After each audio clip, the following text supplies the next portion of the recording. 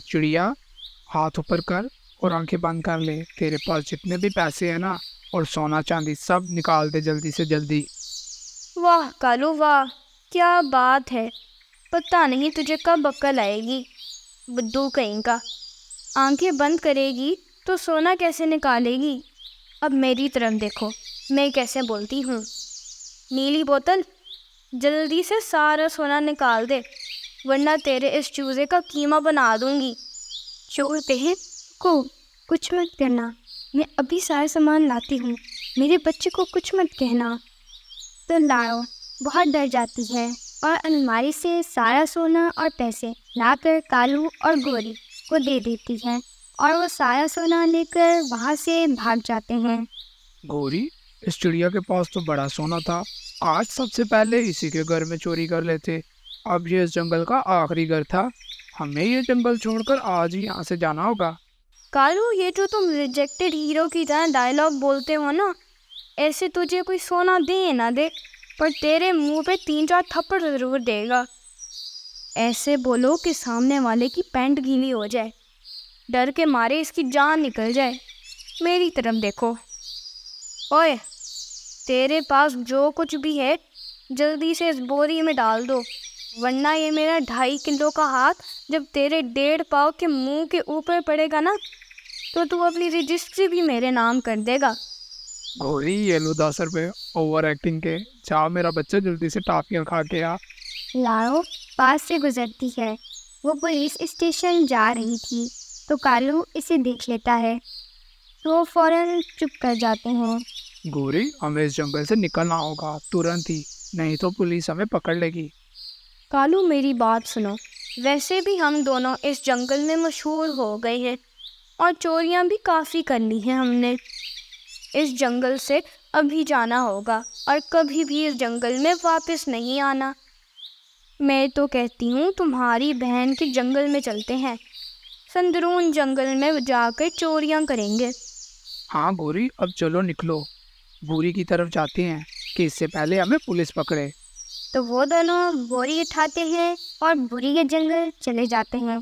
इसी बोरी में कुछ सोना, पैसे और चोरी करने वाला सामान था। दोनों बुरी के घर पहुंचकर दरवाजे पर दस्तक देते हैं। अब ये कौन आ गया? बुरी बाहर जाती है तो बाहर कालू और गोरी थे। बुरी इनको फौरन से अंदर ले आती है। भैया, आपको किसी ने देखा तो नहीं? नहीं बुरी, किसी ने नहीं हमें देखा। क्यों, क्या हुआ? होना क्या है, मैंने यहाँ पर बताया है, मेरा भाई गूगल का CEO है और को-फाउंडर मेरी भाभी है। सब मुझे यहाँ पर कहते हैं, बुरी बहन मेरा YouTube चैनल वायरल करवा दो, मेरे YouTube चैनल मोनेटाइज करवा दो। इनको क्या पता, मेरा खुद का चैनल अभी मोनेटाइज नहीं हुआ है। वाह बुरी वाह, तू तो कालू से भी 10 हाथ आगे की निकली। कहाँ चोर, कहाँ गूगल के CEO और कहाँ गूगल के को-फाउंडर। वाह बुरी वाह, तुझे तो 21 तोपों की सलामी देनी चाहिए और इन सब तोपों का मुंह तेरी तरफ होना चाहिए। प्यारे दोस्तों, वीडियो के आगे बढ़ने से पहले वीडियो को लाइक और चैनल को सब्सक्राइब कर दें। भाभी, तू भी भैया से कम नहीं है, मुझे पता है तेरे डायलॉग का। 2.5 किलो का हाथ मेरा मुंह ना खुलवाओ। आए दिन तुझे दौरे पड़ते हैं और तुम्हारा हाथ 2.5 किलो का है। चलो अब दोनों अपना मुंह बंद करो, मेरी बात सुनो। बुरी, हमें इस जंगल से भाग कर आए हैं, अब हमें इस जंगल में चोरियां करनी पड़ेगी। भैया, इस जंगल में बहुत सख्त कानून है, यहाँ पर हर टाइम 2-3 सेना गश्त करते रहते हैं। चोरी अपनी जिम्मेदारी पर करना। हाँ, अगर पकड़े गए तो मेरा नाम नहीं आना चाहिए। मैं हाथ जोड़ती हूँ, मेरी यहाँ पर बहुत इज्जत है। जंगल वाले क्या कहेंगे कि ये CEO चोर निकला। बुरी जंगल के बारे में और कौन कौन कितना अमीर है सब कालू और गोरी को बता देती है। इधर मीनू मौसी शहर शॉपिंग करने के लिए गई थी और ज्वेलर के पास चली जाती है। नीलम मौसी बहुत ही पैसे वाली थी। एक्सक्यूज़ मी अंकल, कुछ अच्छे से डिज़ाइन दिखाइएगा ईयरिंग के। अंकल किसे बोला? बहन, उम्मीद है मैं तुमसे 2-3 साल छोटा होऊंगा।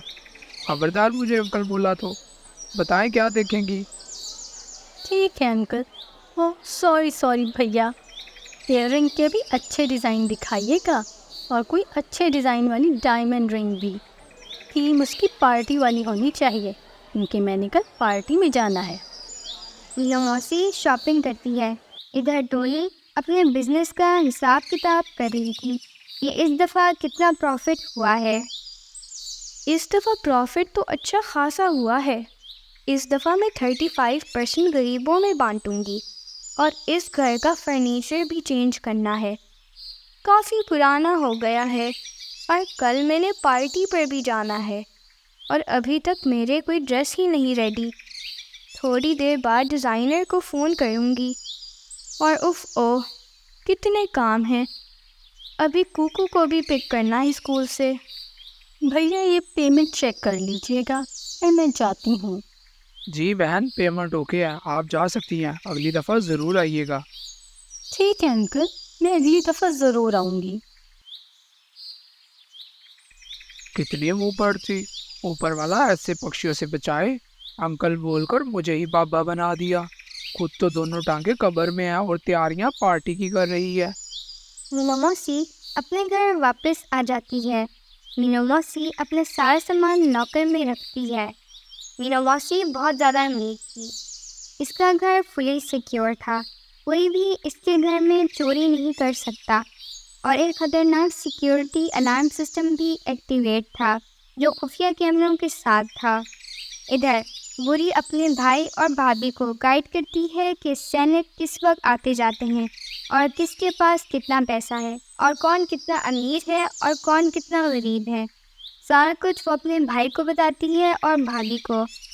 गोरी, बात सुनो। चोरी हमने आज ही करनी है और इस दफ़ा हमने बड़ा हाथ मारना है और इधर से निकल जाएंगे। कुछ दिन रहेंगे शहर में और फिर लंदन में चले जाएंगे। वहाँ जाकर हम अपना बिजनेस करेंगे इन चोरी के पैसों का। भैया 30% में लूँगी चोरी किए हुए सामान में से। बाकी की सारी जानकारी मैं ला कर दूँगी। मीनू मौसी और टोनी की खबर भी ला के दूँगी। वाह बुरी, 30% के स्पेलिंग भी आते हैं तुझे? मुंह फाड़ कर बोल दिया है 30%। 5% दूंगी। लेना है तो लो, वरना 1% भी नहीं मिलेगा। ठीक है, मैं खुद जाके राजा को बता दूँगी कि यहाँ पर 2 चोर आए हुए हैं। फिर 100% ही खुद रख लेना। ठीक है 30% ही रख लेना। अब डन करो और जाकर सारी जानकारी लेकर आओ। तो बुरी पहले टोनी के घर जाती है और बाद में मीना मौसी के। पूरी बड़े दिनों बाद आई हो, क्या पियोगी, कॉफ़ी या आइस टी? मौसी मिलने का दिल कर रहा था इसलिए आ गई। रात को तेरी याद ही बहुत आ रही थी। मैंने सोचा मौसी की तबीयत का ही पता कर लूं। मौसी मैं तो आज कॉफ़ी पीऊँगी।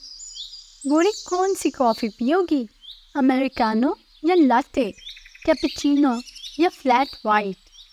मौसी इतनी सारी कॉफ़ी, मैं तो पागल ही हो जाऊंगी सुनकर।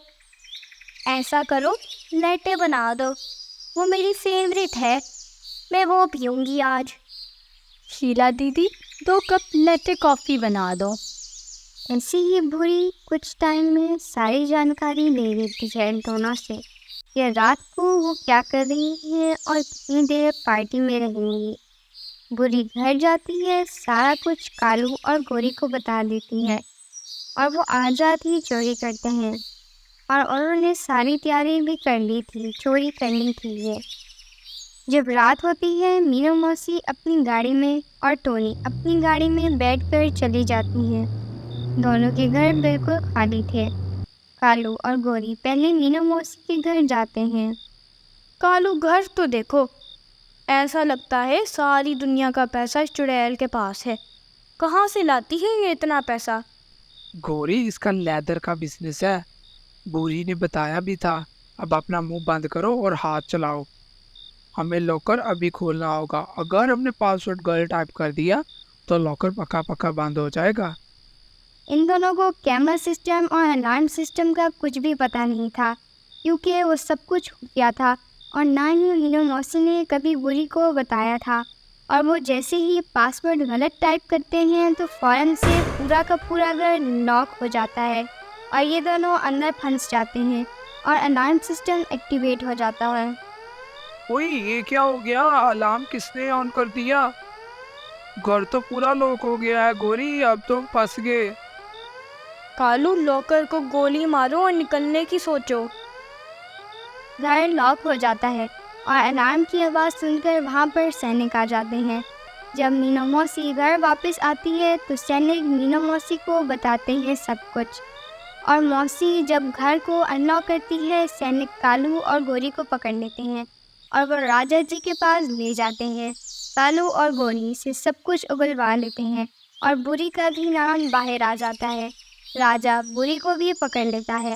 बुरी के घर से जो सोना मिला था, कालू इसके बारे में भी सब कुछ बता देता है कि ये सोना किसका है और कहाँ से चोरी किया।